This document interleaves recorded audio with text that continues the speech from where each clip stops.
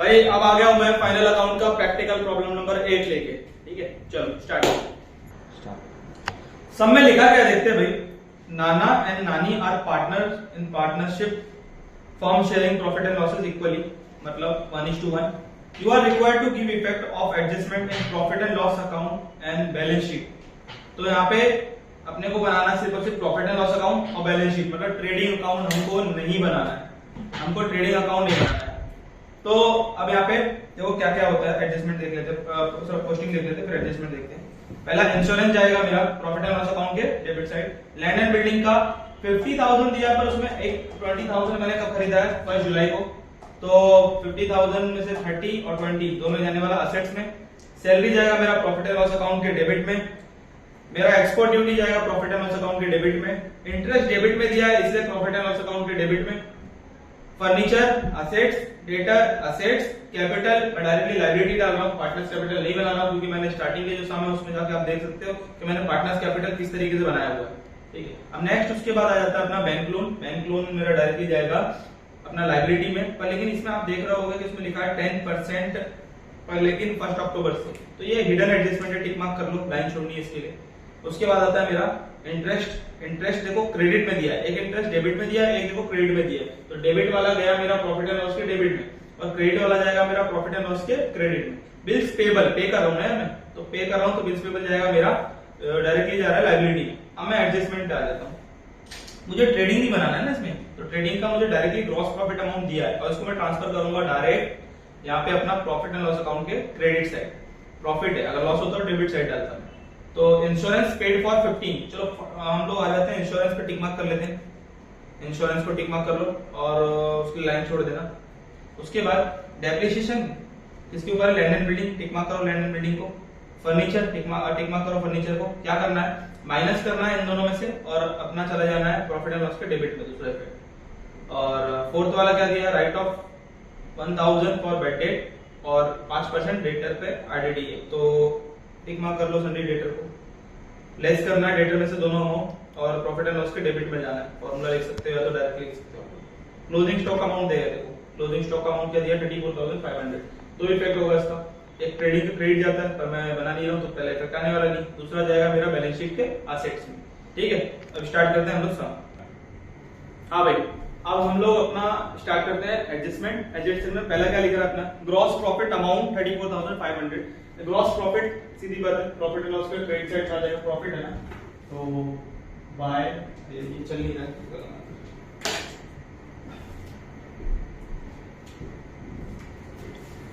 By gross profit कितना रुपया, 34,500 आ गया। ठीक है, 34,500 आ गया। नेक्स्ट अपना इंश्योरेंस पेड किया है 15 मंथ के लिए विद इफेक्ट फ्रॉम 1 अप्रैल। तो इंश्योरेंस का अमाउंट कितना दिया है मैंने, 15,000। इंश्योरेंस देखो क्या है, 15,000 पेड किया है 15 मंथ के लिए। इट मींस का एक मंथ का कितना पे किया है और मुझे कितना, मैं कितना यूज करूंगा उसे 12, मतलब कितना ज्यादा पे कर दिया, 3,000 रुपया। तो ये पहले पे कर दिया ना, तो मैं इसको लेस करूंगा यहां से कि लेस प्रीपेड 3,000 माइनस और मेरा यहाँ पे आ गया 12,000।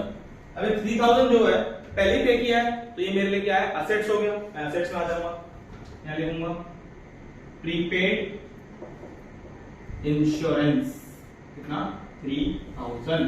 सिंपल। नेक्स्ट पे चलते हैं, क्या लिख रहा है, डेप्रिशिएट लैंड एंड बिल्डिंग 10%।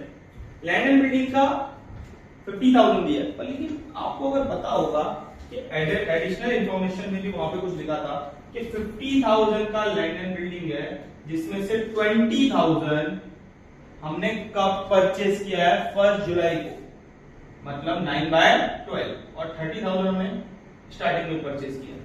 तो इस पे डेप्रिसिएशन कितना बोला है, 10%। अब लगाओ 10%, यहाँ पे 10% यहाँ पे, तो ये 0 0 कट, 0 0 कट, 3 3 जा 9, 3 4 जा 12, 4 से इसको करूंगा मैं, तो यहाँ पे आ जाएगा मेरा 500 इंटू 3, ये आ जाएगा मेरा 1500 आ गया।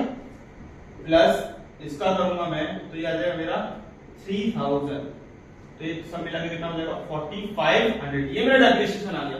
अभी डेप्रिसिएशन को वहां से माइनस करूंगा मैं, less depreciation at the rate 5%, तो 10%, तो यहाँ पे आ जाएगा 45, यहाँ पे आ जाएगा 45,500। नेक्स्ट दूसरा इफेक्ट मेरा जाएगा प्रॉफिट एंड लॉस के डेबिट में, to depreciation on land and building. कितना इफेक्ट आएगा 4500 आ गया। दो इफेक्ट हो गए, ठीक है। ये चीज ध्यान से देखना कैसे किया मैंने, इसको एक बार अच्छे से देख लोगे आपको बहुत क्लियर हो जाएगा। नेक्स्ट आगे क्या आ रहा है कि फर्नीचर पर 5% है, तो फर्नीचर मेरा कितना है 40,000, तो less depreciation at the rate 5%, तो 10% निकालूंगा तो एक जीरो कम हो जाएगा 4000, 5% निकालूंगा तो कितना आ जाएगा मेरा 2000, तो यहाँ पे जाएगा 38,000। अभी लेस करूंगा डेप्रिसिएशन, लेस यहाँ पे आ जाएगा डेप्रिसिएशन ऑन फर्नीचर, कितना आ गया 2000 आ गया। सिंपल है। अब नेक्स्ट आया नीचे मुझे 1000 रुपए का बैड डेट दिया है और उस पर 5% क्या निकालना है आरडीडी, तो फटाक से पहले मैं करूंगा bad debt minus less bad debt कितना 1000, कितना बचा 25,000। अब इसमें से आरडीडी निकालना है, लेस आरडीडी कितना एट द रेट 5%, तो 25,000 इंटू 5%, तो कितना आ जाएगा मेरा 0, 5, यहाँ पे 2, 10 और ये हो गया 12, आरडीडी आ गया मेरी 1250, यहाँ पे कितना आ जाएगा मेरा 2375, बराबर। एक बार माइनस करके देख लेते हैं हम लोग, 25,000 माइनस 25, 0, 5, 7 और ये 4 माइनस 1 3 और ये 2, 23, 7 0 0 ऐड हो जाएगा बस, बाकी राइट है, ठीक है। ये हो गया मेरा।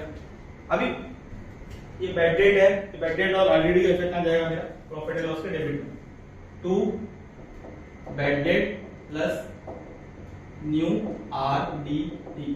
बैड डेट कितना दिया मेरा 1000, वो कितना दिया मेरा 1250, ये हो गया मेरा 2250, खत्म। नीचे क्या दिया मुझे, closing stock is valued at 34,500। Closing stock का दो इफेक्ट होता है, एक आता है ट्रेडिंग के क्रेडिट में, तो ट्रेडिंग अकाउंट तो बना नहीं रहा हूं मैं, तो वहां नहीं जाने वाला, डायरेक्ट जाएगा बैलेंस शीट के असेट्स में। तो यहाँ पे क्या क्लोजिंग स्टॉक कितना दिया 34,050, ठीक है। ये भी हो गया मेरा इफेक्ट, कंप्लीट हो गया सब। अब मैं आ जाता टैली पे आ जाता, तो टैली जब कर रहा हूं मैं यहाँ का, जब मैं यहाँ का टैली कर रहा हूं तो यहाँ का अमाउंट थोड़ा रफ करना पड़ेगा। यहाँ का अमाउंट कितना आ रहा है मेरा 36,000, यहाँ पे भी अमाउंट ज्यादा यही आएगा 36,000, तो डिफरेंस अमाउंट कितना है 5250, ये आ गया मेरा 2 नेट प्रॉफिट। मैं नेट प्रॉफिट को क्या करूंगा मैं इक्वली डिवाइड करूंगा, और इक्वली डिवाइड करके नाना और नानी में क्या कर दूंगा मैं ऐड कर दूंगा। तो इक्वली डिवाइड करता हूं मैं, तो ऐड नेट प्रॉफिट, ऐड